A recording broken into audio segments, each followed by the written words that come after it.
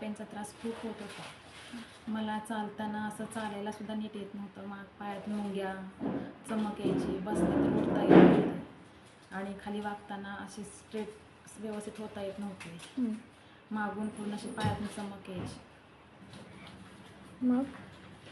मग आम्ही भरपूर औषध केलं, ट्रीटमेंट, पण काहीच नाही हे झालं. म्हणून चेतना हॉस्पिटलचं नाव सांगितल्यावर आम्ही इथे आलो. आणि आम्ही ज्या डॉक्टरांच्या ह्याच्यामध्ये चेतना हॉस्पिटलमध्ये आलो तिथे निर्मल सरांनी आम्हाला ट्रीटमेंट चालू केली. त्यांनी मला पेन कमी व्हायसाठी भरपूर काही औषध केले, पण ते पेन कमी होत नव्हतं. म्हणून परत तो पेन कमी झाल्यावर त्यांनी आम्हाला डिसिजन सांगितलं की तुम्हाला ते जे मणक्याचे डिस्क जे आहे ना ते तुम्हाला थोडीशी कट करून घ्यावी लागेल, तेव्हा हा तुमचा त्रास कमी होऊन जाईल.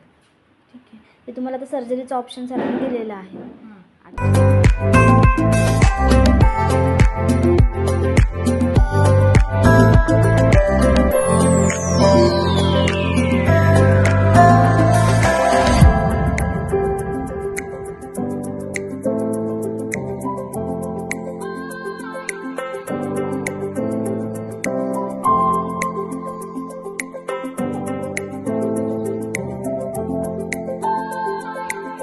मी रोहिणी टावरे.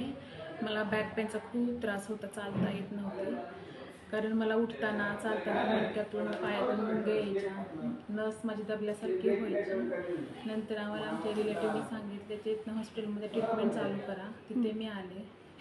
माझा पेन खूप होता. मी आले तेव्हा मला पेनच कमी होत नव्हता. तो पेन कमी करण्यासाठी खूप प्रयत्न केला. तो पेन कमी झाल्यानंतर ते आम्ही ऑपरेशनचा डिसिजन लगेच घेतलेलाच नव्हता. नंतर ते बोलले की हा पेन थोडा वेळ पुरता कमी आहे, त्यांची गादी पूर्णपणे सरकलेली आहे, नाहीतर तो पूर्णपणे परत तो आणखी जास्त वरती मणक्याला दुसरा त्रास होऊ शकतो. त्याच्यामुळे आम्हाला हा डिसिजन घ्यावा लागला की ऑपरेशनचा.